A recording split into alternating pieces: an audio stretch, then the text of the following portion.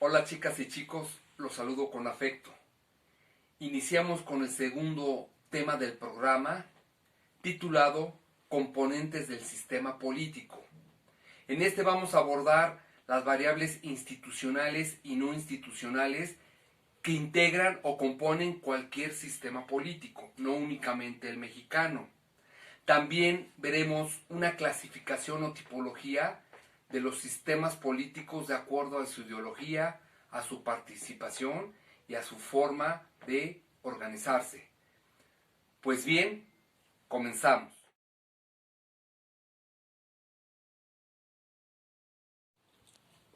Componentes y funciones del sistema político. No olvidar que todavía estamos en el nivel teórico de los sistemas. Sin embargo, voy a intentar hacer un ejercicio de abstracción para aterrizarlo al caso mexicano. Cualquier sistema político de cualquier país está compuesto por variables institucionales y variables no institucionales. Dentro de las variables institucionales son tres las principales: el sistema electoral, el sistema de partidos y el sistema de gobierno. En el sistema electoral son las reglas para competir por los cargos públicos y la manera en que los distintos grupos se disputan el poder. En el sistema electoral se elige quién va a ejercer el poder. No olvidar que existen sistemas electorales muy diversos en todo el mundo. Sin embargo, hay dos principales: sistema electoral de mayoría y sistema electoral mixto.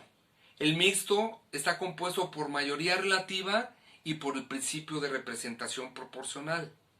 En el sistema electoral existe un árbitro juez que organiza, califica y sanciona las elecciones. O sea, sé que existen institutos electorales y tribunales electorales encargados de lo contencioso electoral. En el sistema de partidos, aquí se sabe quiénes tienen y cómo se distribuye el poder. No olvidar que los partidos representan una parte de la sociedad. Y aquí puede ser muy distinta la tipología o clasificación del sistema de partidos. Como ya lo ha sostenido Giovanni Sartori y Maurice Duverger, hay sistemas unipartidistas, bipartidistas, tripartidistas, multipartidistas o también de partido hegemónico o dominante, como existió en algún tiempo en México. Entonces, en el sistema de partidos se puede identificar en el nivel municipal, estatal y federal quienes tienen el poder. El sistema de gobierno va a ser la forma o la manera en que se ejerce el poder. Un poder formal marcado por la Constitución. O sea, va a ser un sistema presidencial, parlamentario o semipresidencial o híbrido. ¿Sí? Y aquí también entra la parte informal, los estilos para gobernar que tienen los gobiernos de cada país, de cada sistema. Este puede ser totalitario, autoritario o democrático. En el sistema político totalitario, aquí el Estado tiene el control absoluto de lo político, lo económico y lo social.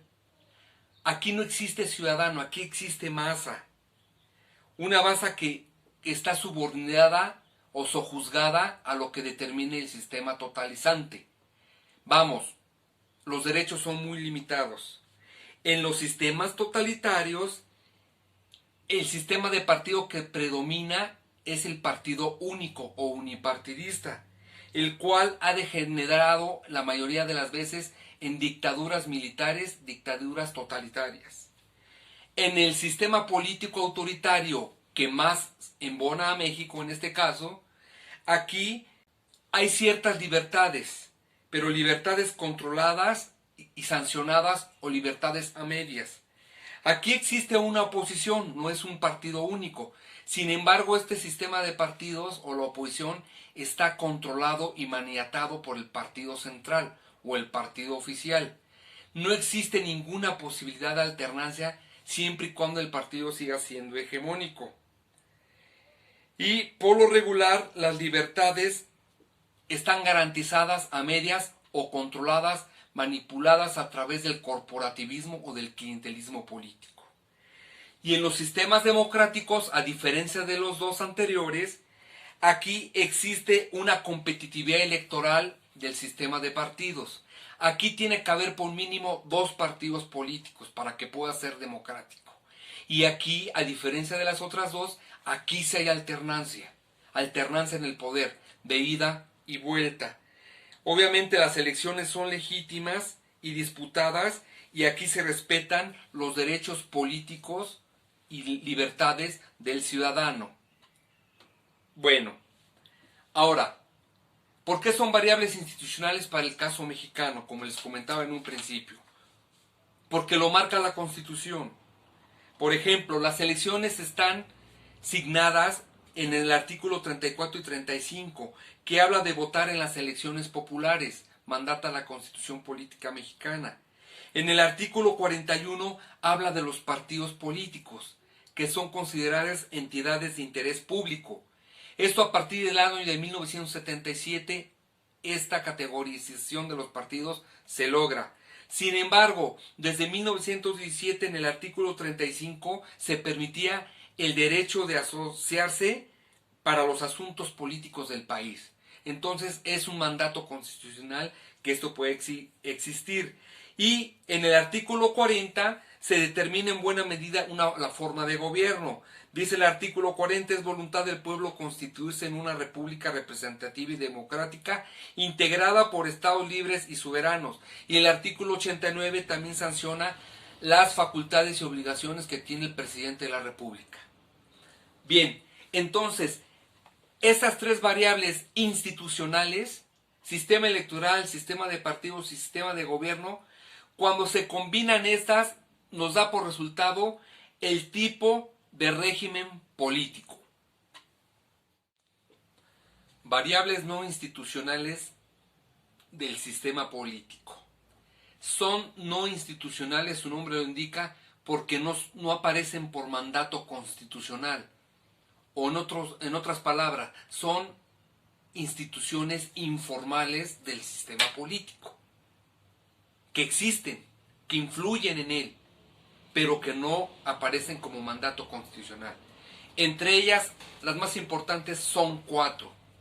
Grupos de interés, grupos de presión, élites y o camarillas y medios de comunicación. Los grupos de interés son todo tipo de organismos empresariales, iglesia, religiones y hasta el mismo ejército. Ustedes me podrán decir, ¿y por qué el ejército si ese sí aparece como mandato constitucional? Sí, pero no olvidar que el ejército, históricamente hablando, es quien da o puede dar golpes de Estado. Por consecuencia se convierten en grupos de interés y de presión en cierta medida. Bien, dentro de los organismos empresariales, vamos a hablar para el caso mexicano, acuérdense, estamos haciendo ese ejercicio.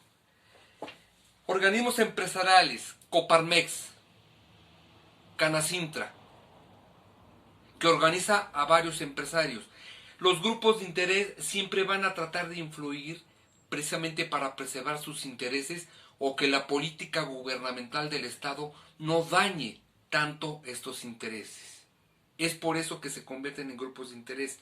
Por ejemplo, grupos empresarios muy poderosos en México. Grupo Carso, de Carlos Slim, todas sus filiales. Grupo Monterrey.